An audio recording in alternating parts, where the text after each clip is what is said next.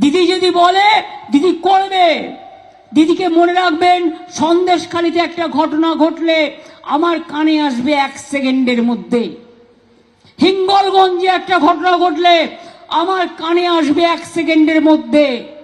মিনাখায় একটা ঘটনা ঘটলে আমার কানে আসবে 1 সেকেন্ডের মধ্যে। বাদুরিয়ায় ঘটনা ঘটলে কানে আসবে 2 সেকেন্ডের মধ্যে। বসিরহাটে ঘটনা ঘটলে 8 সেকেন্ডের মধ্যে আসবে। আমি সকাল থেকে রাত মানুষের পাহারাদারির কাজ করি। কাজে আপনারা ভালো থাকলে, আপনারা সুস্থ থাকলে আমি ভালো থাকি, আমার মন ভালো থাকে, আমি সুস্থ থাকি।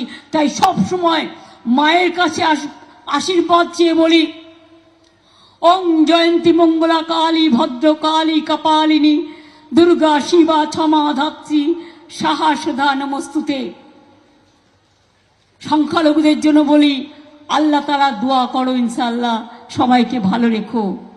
আমার তপস্বী ভাই বোনেরা, তাদের বলি আপনাদের দোয়া করুন, ঈশ্বর আল্লাহ আপনাদের দেবতারা সকলে বনবিবি থেকে শুরু করে সবার আশীর্বাদ আপনাদের প্রতি বর্ষিত হোক। তখন আপনাদের চ্যানেলকে তাড়া করেছিল উদ্ধব ঠাকরের বাড়িতে, বলেছে আমি তো শুনিনি। উনি এরকম করেন, যখন ভোটের সময় বলেন 294টা আমি প্রার্থী, তারপরে পার্থর ঘর থেকে টাকা উদ্ধার হলো বলে পার্থ এত টাকা চুরি করেছে আমি জানতাম না। উনি এরকম অসংখ্যবার বলেন।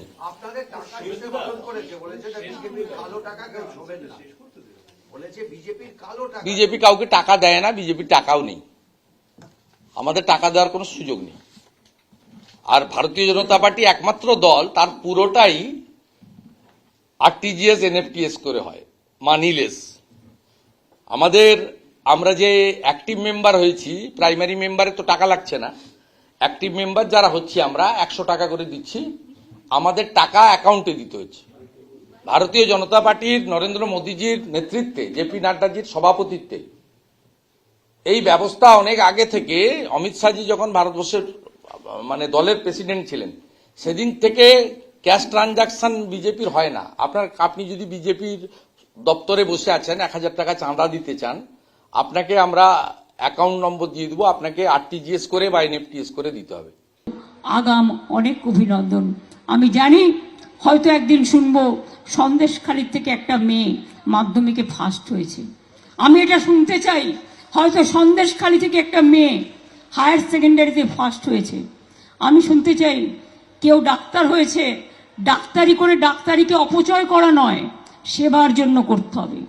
এখন থেকে মনে রাখতে হবে, আমরা যখন জন্মাই আমাদের বাবা মারা একটা কথাই শেখাও, ভালো থাকো, কেউ হতাশ হবেন না, বিপথে পরিচালিত হবেন না।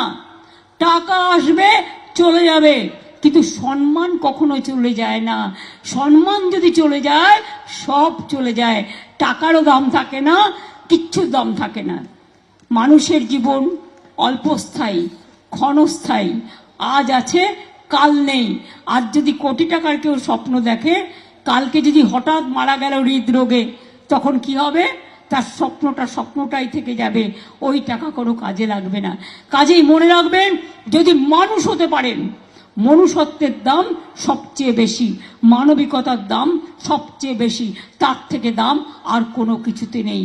সকলে ভালো থাকুন, সুস্থ থাকুন, সুন্দর থাকুন। জয় হিন্দ, বন্দে মাতরম, জয় বাংলা। এবং বলবো সন্দেশখালি জিন্দাবাদ। ভালো থাকুন, মা বোনেরা জিন্দাবাদ, মামাটি মানুষ জিন্দাবাদ। সকলে ভালো থাকুন, সুন্দর থাকুন। আপনাদের সকলকে জানাই হ্যাপি নিউ ইয়ার। মা বোনেরা উলুধ্বনি শঙ্করধ্বনি একটু হবে।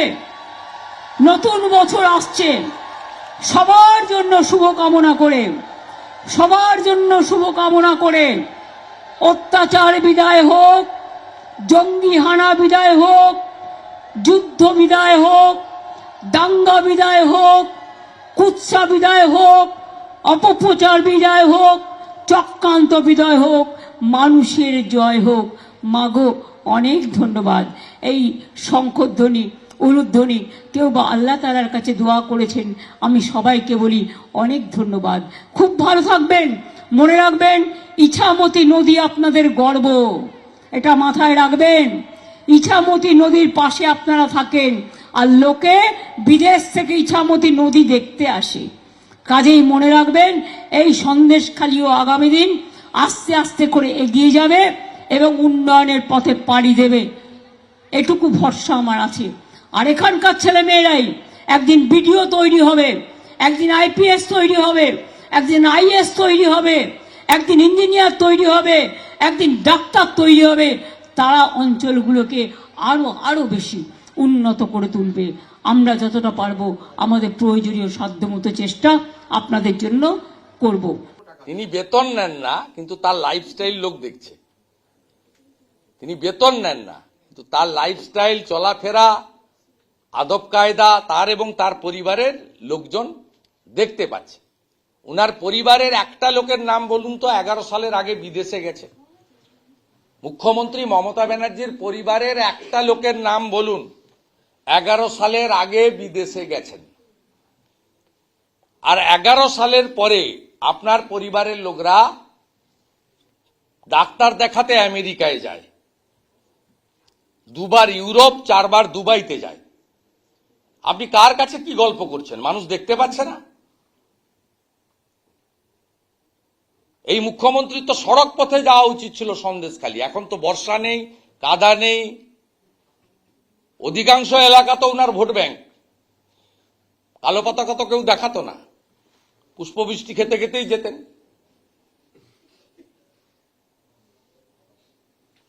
বদলে গেছেন, রাজতন্ত্র উঠে গেছে। পশ্চিমবাংলায় যা চলছে পরিবারতন্ত্রের নামে ভোগ বিলাস আয়েস, আর সঙ্গে ভুল বুঝিয়ে একদম কড়া সাম্প্রদায়িক প্রচার করে মুসলিম ভোট ব্যাংক, অনুপ্রবেশকারীদের ভোট ব্যাংক, আর অভাবের সুযোগ নিয়ে চাকরি না দিয়ে ভাতা বিতরণ। এই ইউএসপিতে আপনি আছেন, আপনার ভোট 48 থেকে 46 হয়েছে। ভারতীয় জনতা পার্টির ভোট 39%, 2,33,27,000-এ দাঁড়িয়েছে।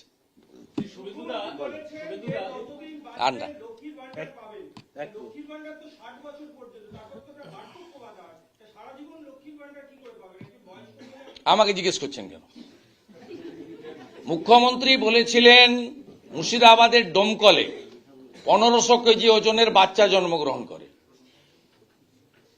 কাঞ্চন মল্লিক নিশ্চিতভাবে 6 লক্ষ টাকা দাবি করেছেন, আমি মিডিয়াতে দেখেছি। এটা 2.5-3 কেজির বাচ্চা নয়। মুখ্যমন্ত্রী তো বলেন পৃথিবীতে 1177টা দেশ আছে। মুখ্যমন্ত্রী তো বলেন মাতঙ্গিনী হাজরা গিয়ে পিছাবনিতে মারা গেছেন, তমলুকে নয়।